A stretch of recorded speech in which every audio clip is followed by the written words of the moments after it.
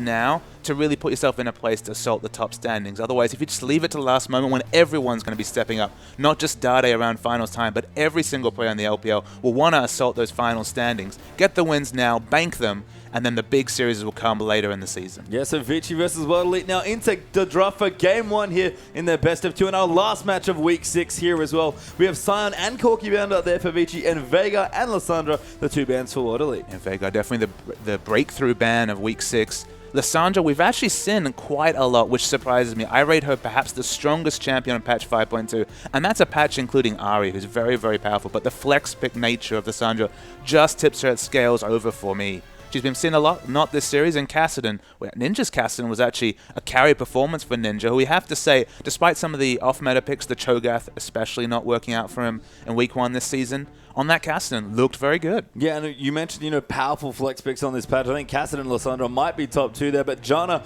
a very strong ban and a common one against Vici, but that does leave the Nidalee open if Vici want to take it. I mean, it's Marta's Janna, so I can understand the respect, but Nidalee has been a massive pick for both these teams. Dandy, okay, sometimes he face plants on the walls. Sometimes he doesn't really have the walls jumps down. The pressure he puts out, his jungle pathing is still top tier. So to let that through, in some ways a flex pick. We haven't seen top Nidalee, but of course Pawn does flirt around with the mid Nidalee once or twice this season.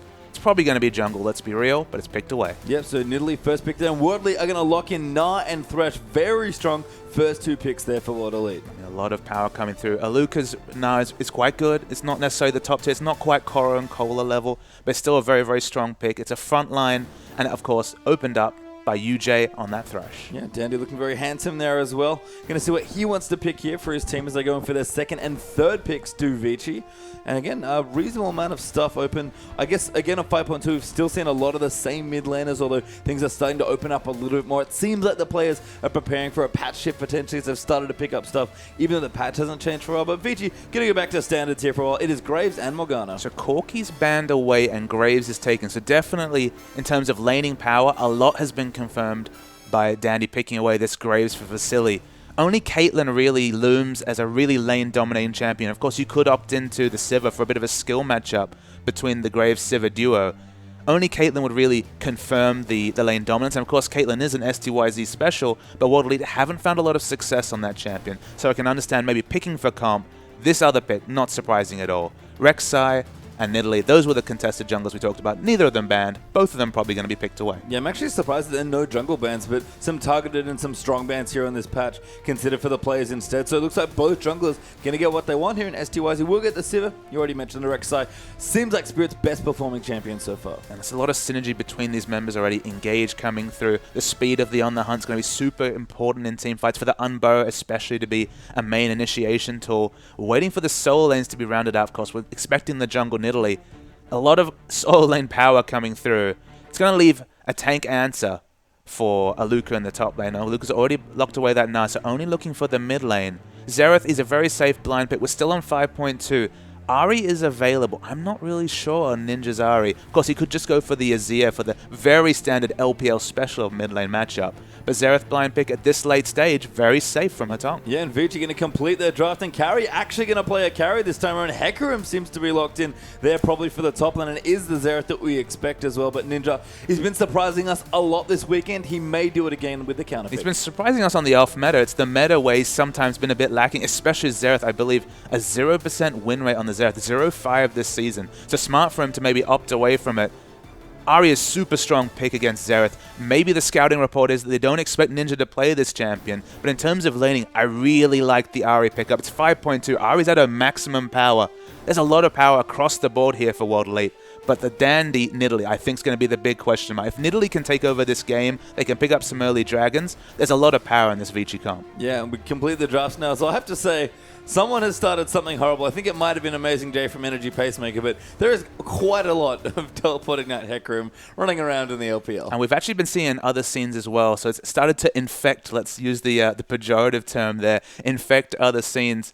I don't really get it. I mean, I guess they just don't think the flash is necessary as we see this Hecarim versus Gnar matchup we're expecting. What build will we see from the Hecarim? We've seen the carry builds kind of go completely awry. They've been really lacking. The full tank build's doing just fine. You have to think they've picked this Hecarim sole tank for his lineup as a big initiator. Yeah, we'll have to see here as well. We've got Xerath vs Ahri, a matchup of old. Once upon a time would have been a skill matchup, but on 5.2, not a whole lot of skill there for the Ahri. She's just so strong. Yeah, very overtuned, has similar wave clear to the Xerath, maybe loses out a bit in the terms of ranged wave clear, but a lot of power coming out from that Ahri pick. Yeah, and Mata going to take, as always, a commentable for him in Morgana that we have seen him playing. Mata into very impressive play, the MVP of Worlds for the 2014 season, of course, but he just can kind of play everything. And, you know, the Dundee Mata duo, the Vision duo, it hasn't really been about the Vision in previous weeks, so it's going to be a bit more needed from Mata in terms of roaming to get the aggressive Vision down. With this Nidalee, we're not going to see it sidestone. We're going to see plenty of carry items coming out from Dandy as he really tries to power through and carry for his team. Yeah, and it's just been exciting stuff, honestly, from both these teams. It's cool to see them both coming up. Absolutely. I mean, Rek'Sai versus Nidalee, that's the jungle matchup we talked about. We thought maybe when we banned away the Corki ban was the big curveball, but now we've got the jungle matchup we've expected. They're both practiced on these champions. It should be a good one. Yeah, I mean, Dandy and Spirit in very different ways do lead their teams, I feel like, where they're just, you know, they're both similar style junglers that like to take hold of the game in different ways and give their team a platform to leap from. Absolutely. I mean, you learn so much about a game, how the early jungling goes for Nidalee. If Nidalee can stay even or ahead, if she can even solo down the dragon, of course, on 5.2, you're still able to get the reset on your Cougar form abilities when you hunt, so you still have just that much faster clear. Of course, on 5.3 and 5.4, jungle Nidalee is still a thing, but you don't have quite the same level of power coming out of that champion. On the 5.2, you got a power jungle farm. She's the fastest farmer in the game. And when those spears hit, I mean, we're probably thinking, let's be real, of the mid-Nidalee spears from Pawn. But when those spears hit, even from the jungle Nidalee, so much burst damage coming through. Yeah, you've still got plenty of assassination potential, lots of good pressure. We've seen both Dandy and Spirit use the Nidalee to great effect. You mentioned the jungle matchup, just so key here. But moving through, Waterley, honestly, to me, are playing very standard here. That's somewhat surprising. Yeah, I mean, it's not the big super tank in top. Nice, still very tanky, but has initiation purpose. But I think we're finally ready to get on the Rift. Yep, so let's do it. Let's get into the game.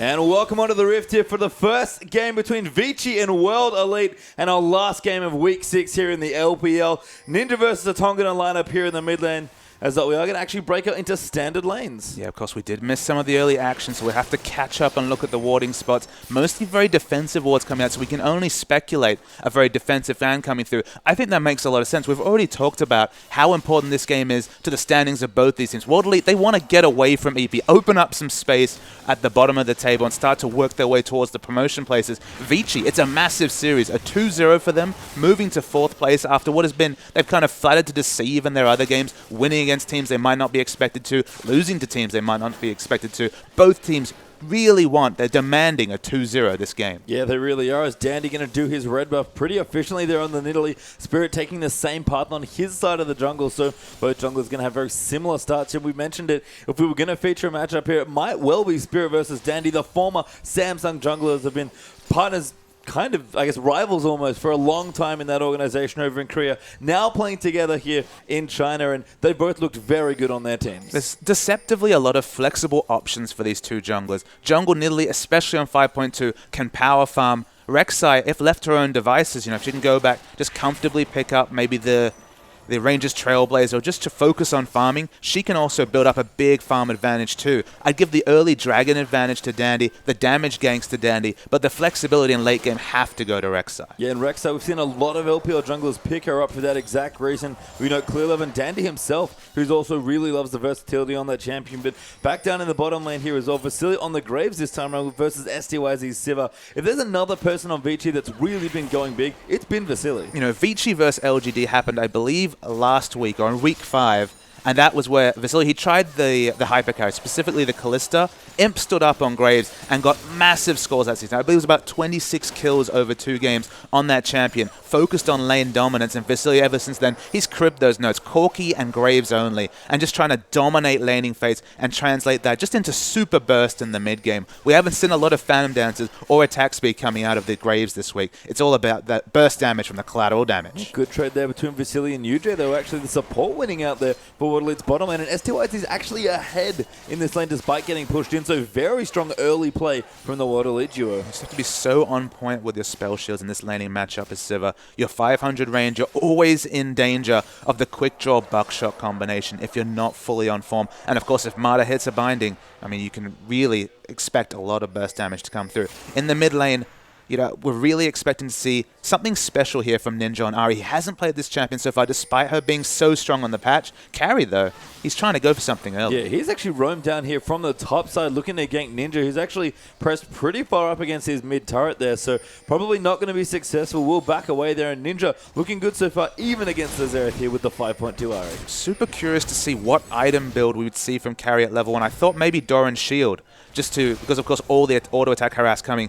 Very similar to Kennen in terms of laning as Nah, but actually goes for all the regen, has a bit more mana for spells. We're seeing a big battle in bot lane. Great grab actually onto Marta. He's got ignited there as well, but STYs he's going to be forced to use the heal. Ricochet almost doing enough there actually to kill Marta, but the trade comes back and forth and no first blood forthcoming. I feel like STYZ miscalculated that trade quite significantly. End up using the heal reactionarily at the last second, almost as a sustain mechanic, thinking, all right, maybe it actually is time to go in after you saw Marta fall so low. If he had been a bit more decisive, use his flash aggressively, it could have been first blood to World Elite. Yeah, other than that, though, a ton of summoners burnt here in the bottom lane. Everything but the flashes for all 4 members of the bottom side now burnt down. So we'll see if another hook happens. We could see blood here in the bottom lane. We've seen a lot more pressure from Dandy on this Nidalee than we've seen from Spirit. Spirit's been nowhere to be seen, just power farming. He's actually gone for the ganking option, though, so does have the Chilling Smite available with the jungler item pickup, but definitely just been focusing on the farm. Great flash up, and Ninja going to all in her tongue. Xerath out of mana. Ninja going to move in a solo kill, almost going to get in first blood. Ignite, no, not enough to heal. Just clutch there for Hatong. Credit to Hatong holding on to his summoner, specifically the flash till he just needed it. I believe it might not have been during Ignite range, but it was just after Ignite faded away for that final burst of heal. Lives one auto attack. Even the cannon hitting him would have been enough for first blood. Yeah, really strong stuff, but I'm amazed that Ninja was that proactive in the mid lane. Again, we've talked about him. He's played so well this weekend, and that was a big flash of brilliance from World Elite's mid laner. And moving on to meta champions has actually suited him very well. You know, moving away from the Niveas and Cho'Gaths of the world,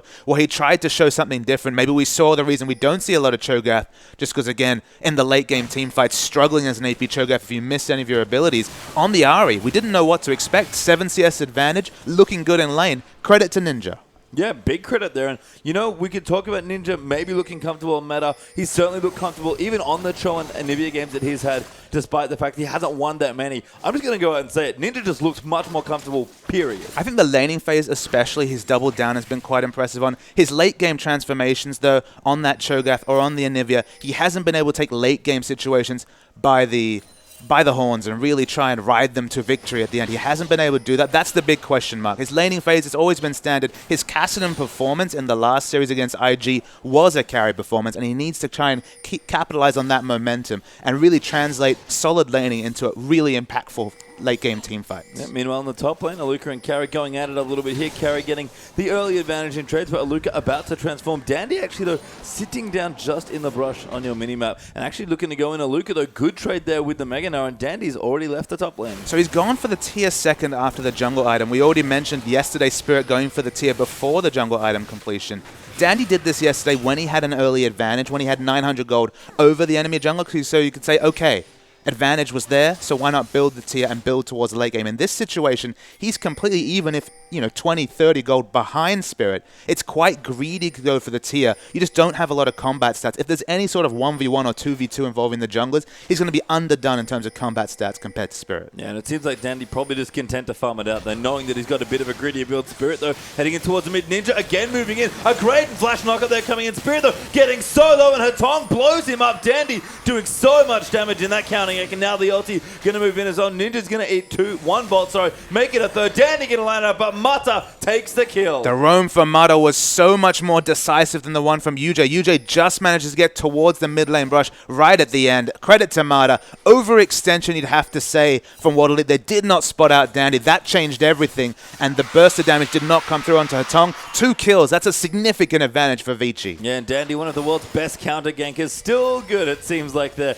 showing up just in the nick of time there in the mid lane. Ninja, again, though, Credit there for proactive play, but that one backfired. But UJ actually killing Dandy. Looks like he got caught out then. Yeah, absolutely. He hit the death sentence, ignited. I didn't think he'd have quite enough damage, but the last tick takes away Dandy. It also removes the option for the early dragon after picking up those early kills. So that answering kill, okay, it doesn't arrest the gold lead, but it buys World Elite this dragon. Yeah, Spirit already altered back down to the area as well, so going to be able to do a dragon. It will be in full vision of Vici, so they will have a timer, but the first dragon is going to go to Spirit, and that's a very good steal away from in Italy. Yeah, but a lot of hard work, the counter gank, the roam coming through from Marta, all for naught in the end. As we see, the ultimate used in top. I don't know if the damage potential is there, but we have to respect the ignite. Luca could be in trouble. Carry's still going in. The ignite down to Luca, forced a flash there in mini Gnar form, and Carry really pressuring the Gnar out. I have to admit that I expected the counter flash coming through and the kill, but no flash available. The summoner ignite wasn't enough to pick up the kill. Aluka lives. He can teleport back to lane. There's no dragon to speak of. It's actually a very safe time to use his teleport back to the turret.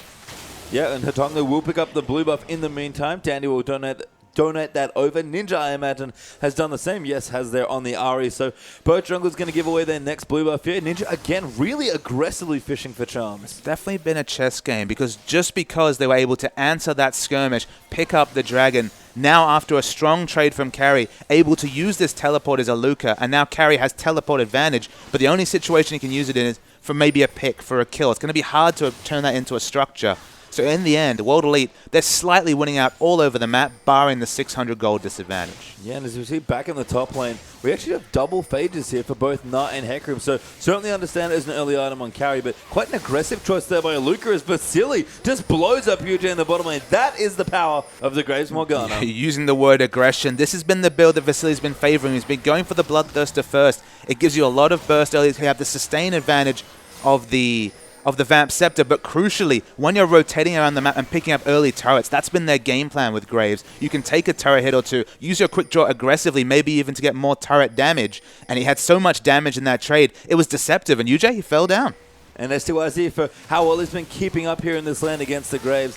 Now struggling a bit as UJ is going to run back to the lane with his Sightstone and his Relic Shield, trying to arrest some of the CS back here, but still even actually for STYZ, he did have a lead at one point here. Of course, Sivir herself, pretty difficult spell, Dark Binding target, sorry, because of the spell shield, so smart choice there by Vici to nab the kill onto the support. Yeah, just 900 gold when he's backing, so not enough to finish the Bloodthirster at 11 minutes. That's something for World Elite to take solace in. Probably going to work towards the Berserker's Greaves. That's been his standard. He's been looking to dominate lane and rotate around.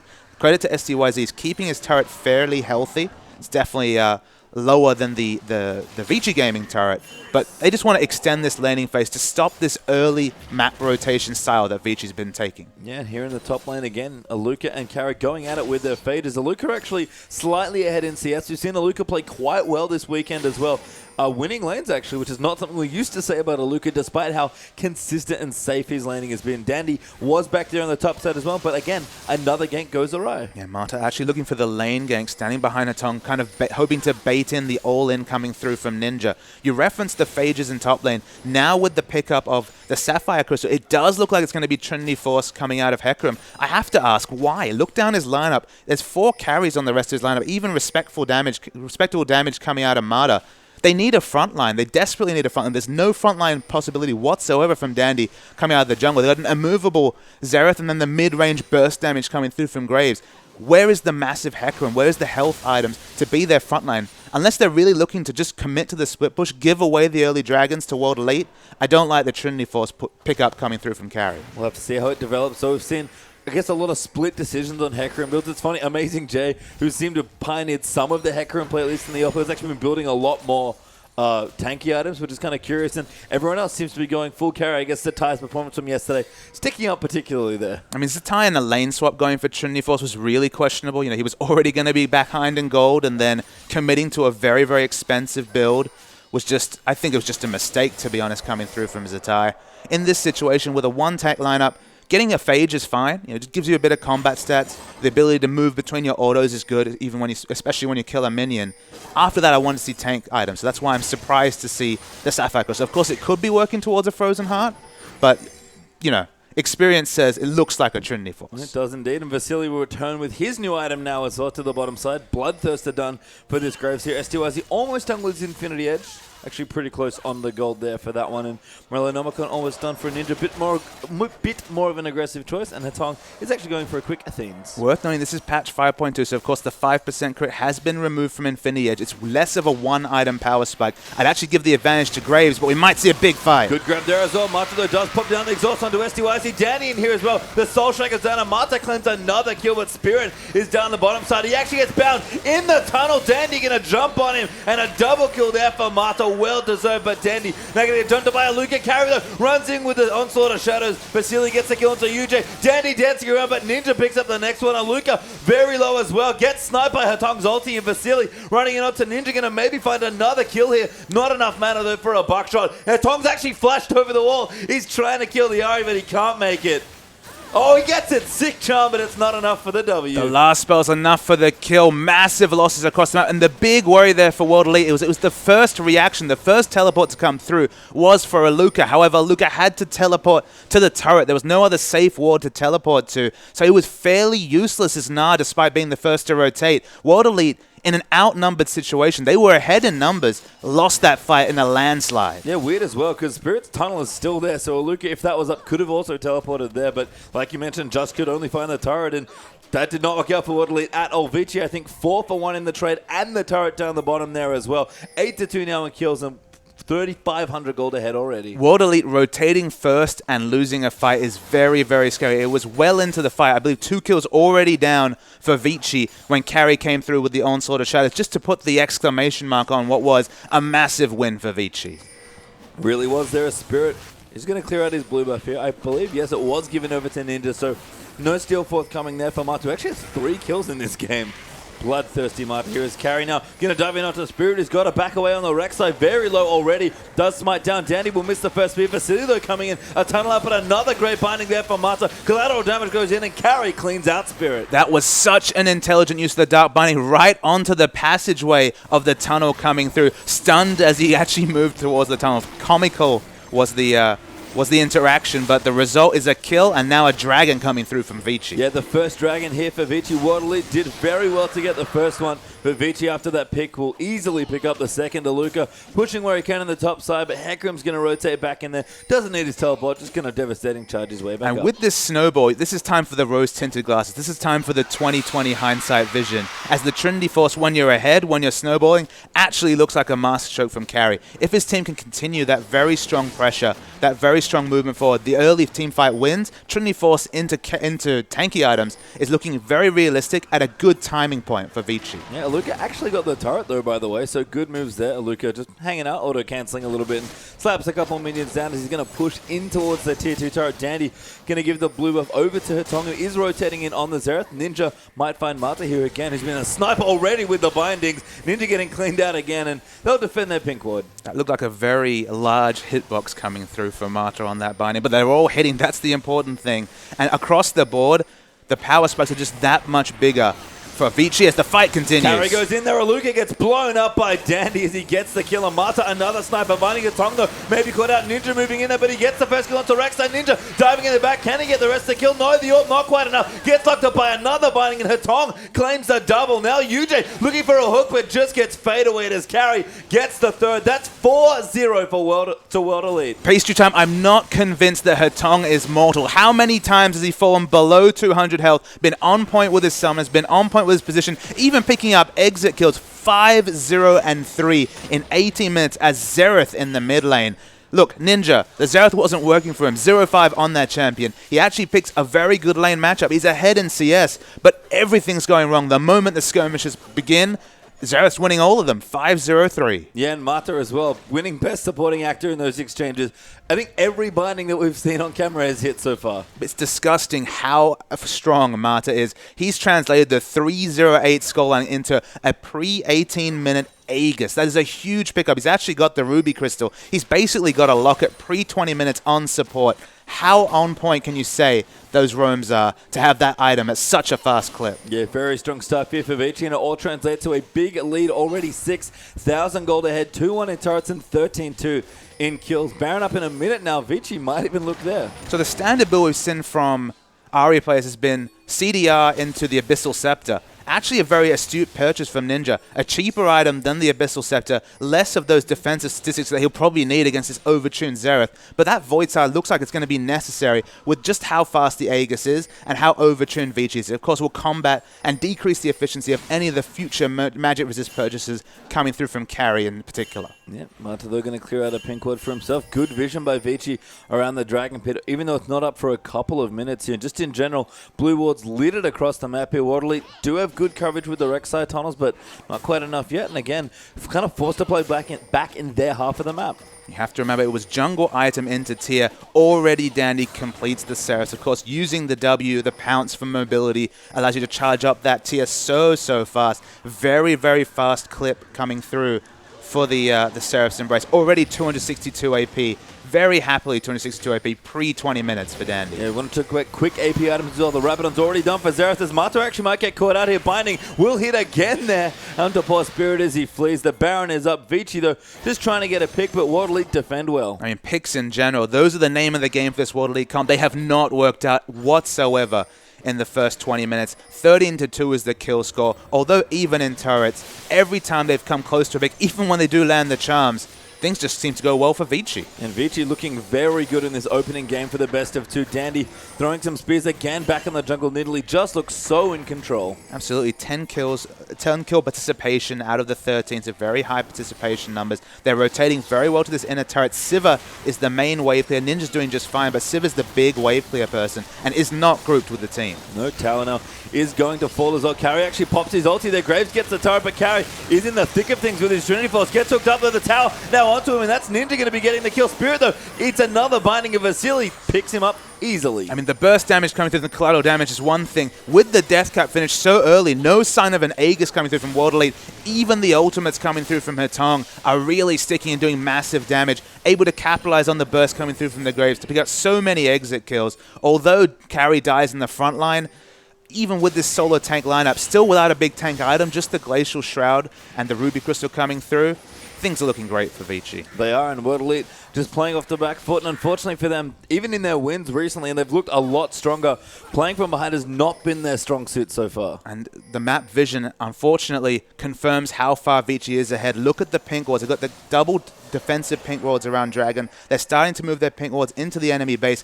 Definitely have it littered with green wards on the red side jungle, and now moving towards the blue side jungle. World Elite, they've stepped it up in terms of the vision game and their rotations, but they've been completely outclassed in terms of both in this game. And, you know, with a team like Vici, this is kind of what we're coming to expect now. They're so good at controlling the map. When they get ahead, they stay ahead, and they're very good at getting ahead. And look, that was one of our standard talking points when we were just really focusing on what Dandy and Marta brought to the team. Remember, this is Marta going full carry mode. There's no sidestone coming through. This is not the ward coverage of the Samsung White duo who were so well known for littering the map. This is a team effort and also opening Dandy up to building carry items. So that's a scary thought, to open Dandy up to carrying, but still have the same flavor of ward coverage in the enemy jungle. Yeah, Aluka here trying to defend. Does have his Randuin's now done, as the only outer turret left is the one that Aluka's actually defending. Kakram, though, is in the top side. And you mentioned the Snowball Trinity Force here. Carry has it finished and has a Glacial Shard plus a Ruby Crystal to boot as well. And it's just the full court press coming through from Vici, pushing up all the lanes without a care in the world, even against a pick comp, even against Ninja on 5.2 Ahri, even with some decent AP items coming through from that Ahri. They don't respect any potential kill pressure coming through from Vici. They're going to take this dragon down. World Elite don't even have an estimated timer unless they saw someone in vision and saw the level up coming through. The map is completely Vici's. It is, and even the Scuttlecrab going to go down after the buff, which is not usually the order that happens. And Carry going to dive in onto Aluka, actually, who does transform into Mega Gnar, but Carry, after ulting, just backs away. Marta going to clear out vision there as well. Probably collapse the Rek'Sai tunnel there. And Vici just so in control. World Elite, impressively, are still staying in their second half of the map, not quite pushed back to their base yet. But using a team fight cooldown like the Onslaught of Shadows, just for a bit of harass, just for looking to see if they stick a trade, you know, maybe not noticing the Randuin's completed for Aluka. He won't need that cooldown for a team fight anytime soon because all the objectives have gone down for World Elite. They have nothing they can contest. The Dragon's down as well. Everything's coming up Vici, and this greedy build looks so wonderful for Carry. If this game had gone different, if those early fights and skirmishes, if they got that kill on that damn Hetong who just wouldn't die at any point, this would be too greedy, and there might be just the parts of a Trinity Force, not even a Trinity Force completed yet for Carry. Remember, he finished his Ninja Tabi very, very early. Now, he's been able to successfully go Trinity Force into tanky. Yep, he has, and it's a scary thought here as everyone from Vici is looking very strong. Ninja actually almost getting chunked out, but will make it safely back to his base. So Tong not quite finding him with the ulti, but Ninja just getting chunked out and forced to recall. I mean, the item time is coming through from SDYZ actually pretty good. Remember, this is an expensive Infinity Edge interstatic shield build, very comparable to Vasili's. Of course, he has the Berserker's Greaves and an extra longsword.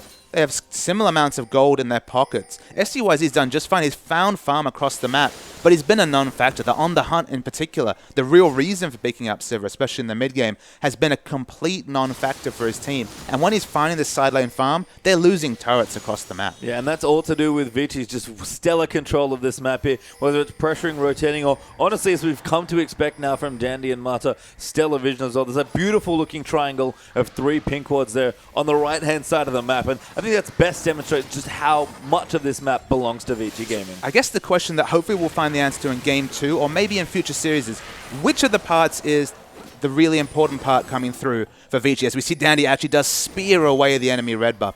Is it the Nidalee? Is it the Rek'Sai? Is it those 2 junglers? Or is it perhaps Vasili playing lane-dominating champions? We saw Vasili get solo-killed under turret against Deft in the EDG vs Vici Gaming series much earlier in the season. He was struggling in lane against some of those really highly praised world-class AD carries. But if you take these champions like the Graves, like the Corki, and dominate lane, it's so easy to rotate, and they've got great rotational players in Dandy and Mata that they've imported.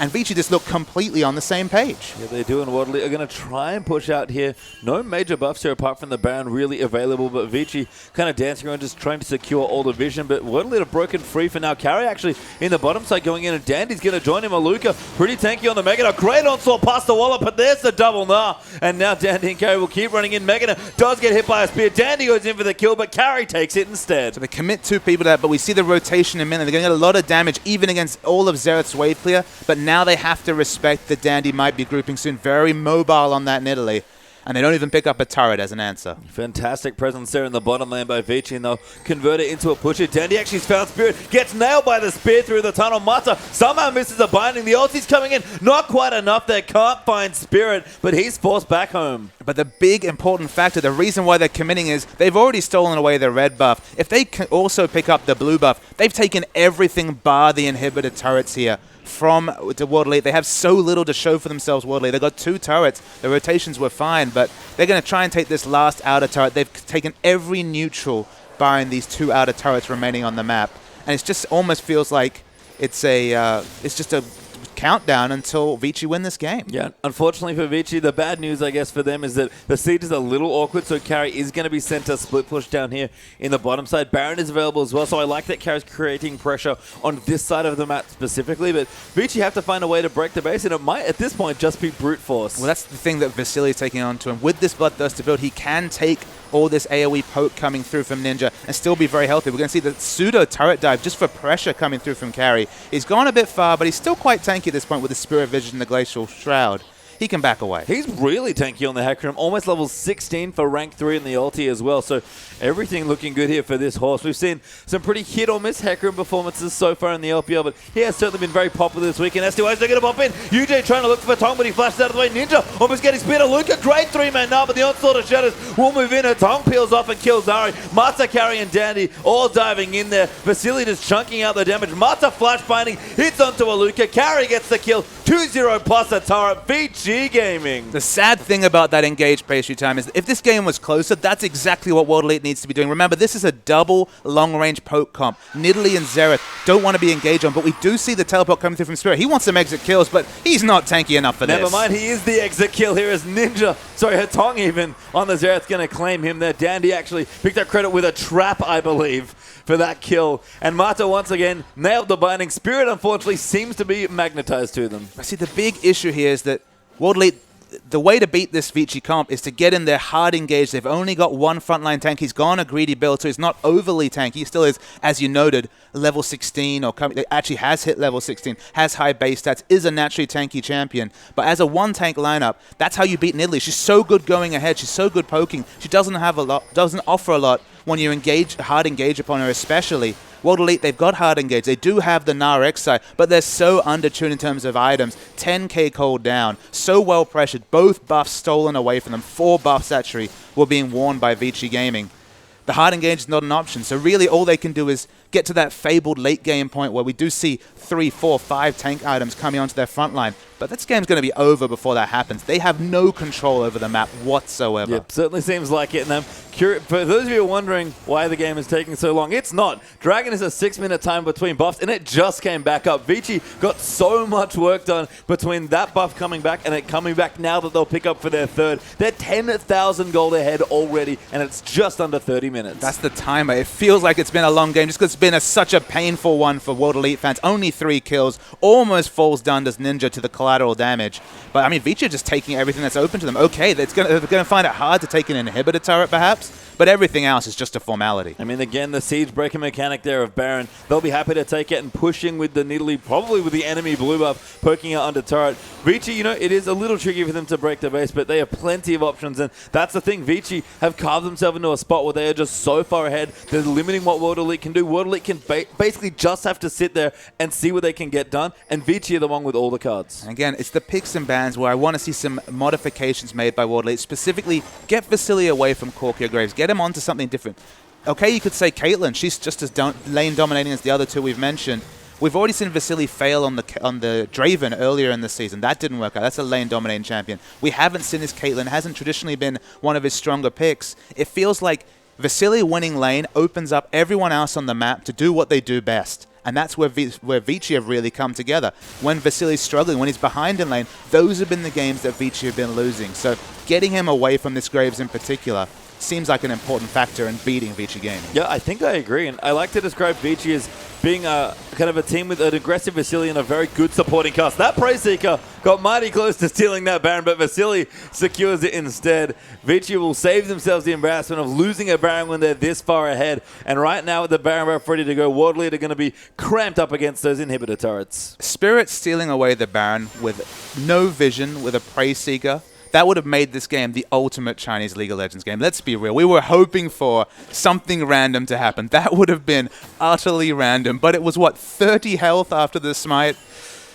We can wish, but it didn't happen. Carry actually coming in now. The top. Mata's already started the Soul Strike as Luca has to bounce and flash to get out of it. And this Morgana, Mata playing with a lot of confidence, and that's always a scary thing. I mean, this Morgana's a tank. Aegis turned into the locker, already has more magic resist powered on. Vasily, there's 3 members there. He's not respecting them at all. Finally, the Graves goes down. Yeah, the disrespect costs him now 3-1-7 for the Graves, and the kill going over to SDYZ, who actually does have 3 damage items of his own, although Vasily, now dead in the shop, does enchant his boots with the Alacrity enchant and get an extra BF sword. Okay, so we pronounced the death of World Elite multiple times this game. Okay, I take credit for that. I'm sorry about that. There still is a small chance if we see some more random gank brush face checks coming through from Vasily. There's still the possibility of a comeback.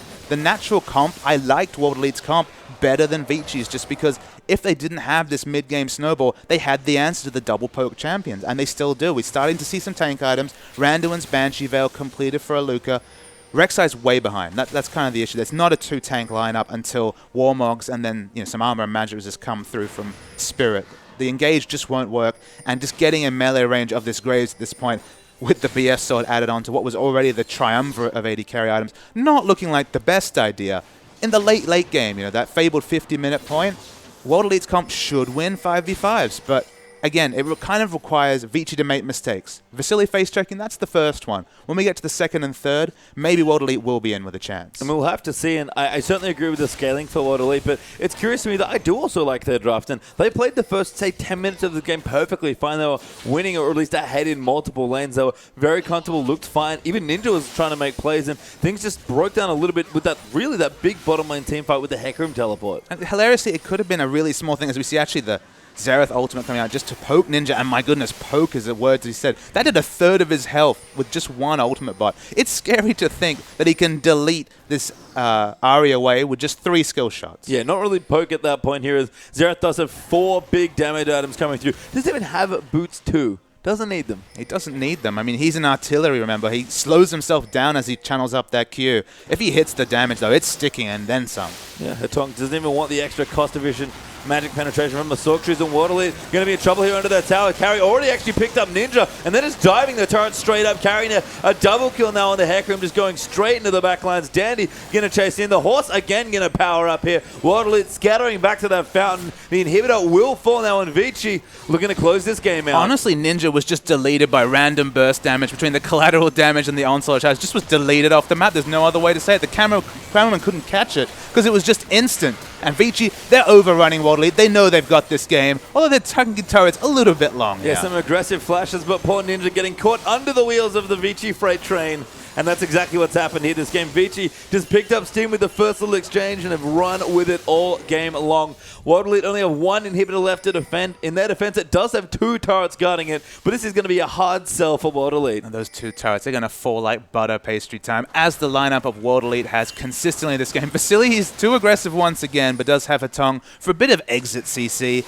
Nidalee, she could have pushed up this top lane. In fact, Danny's overstaying. Vasily, with the ultimate back, he's going in again. That's a great flash there by Vasily as well, out from under. Spirit carries in the backline, teleports in and just rampages through the backline there. UJ now in trouble getting shot down. Hatong gets another kill. That's a triple actually. Going to make it 4 for the Quadra. And Hatong goes big. We built it up as an even series. Vici, they're confirming their status. They're galloping towards the 4th spot if they can win this game. The surrender comes through from World Elite. What a dominating performance from Vici Gaming. Yeah, and a very calm-looking Vici, actually. Vasily almost looks like he's not sure if the game's over. No, handy's off the keyboard, so going to be okay. I believe Master's Goat has also been revived. I think Vici was, Vasily in particular was just itching for kills. 3-1 and 14. 14 assists. That hasn't been the order of business for Graves or for Vasily so far in the LPL in the previous weeks, especially on the Graves. What to say about Vici? We run out of superlatives because they played wonderfully this game, but it could have been so different. We remember that turret dive. Hatong living on 1 health, 3-4 times in the mid-game? He never died that game. 8-0 and 9 in a 25-kill game. It was a game of inches. They went to Vici, and they took them and ran with them. Yeah, fantastic-looking game. We saw Vici on screen earlier. I have to say, looking very composed after that game. I think kind of know that, hey, we still have another game to win here. We need these 3 points. World Elite, they look bemused, to be honest, and I do as well. This game escalated so quickly. There was a position where we're like, okay, what's with this Trinity Force Rush coming through from the Hecarim? They've got 2 poke champions. If they can really hard engage with the champions they have a good shot at winning team fights in the mid-game. And then a couple of minutes later, it's 25-4 and the game's over. Yeah, and that was kind of it. It just snowballed out of control by Vici, who played so many of those skirmishes incredibly well. And a very good game one there. Vici, though, have to ask themselves the question, can they do it again in game 2? Because there are important points on the line if they can. I'm hoping World Elite, they crib what I've been saying. They look at the pick specifically for Vasily. Vasily on Graves and Corki looks reborn, looks right up there with the best AD carries in the Chinese LPL. On other champions, specifically the Draven and some other champions, even the Tristana earlier in the season, we haven't seen him on reworked Tristana, but on present Tristana, he's untested. He hasn't looked as good, and that's where I wanted to see them attack him, because Vasily and the rest of Vici looked wonderful that game. Well, last time these two played in the best of 2, World Elite rose to the occasion in game 2. Can they do it again? We'll find out soon as Vici take on World Elite.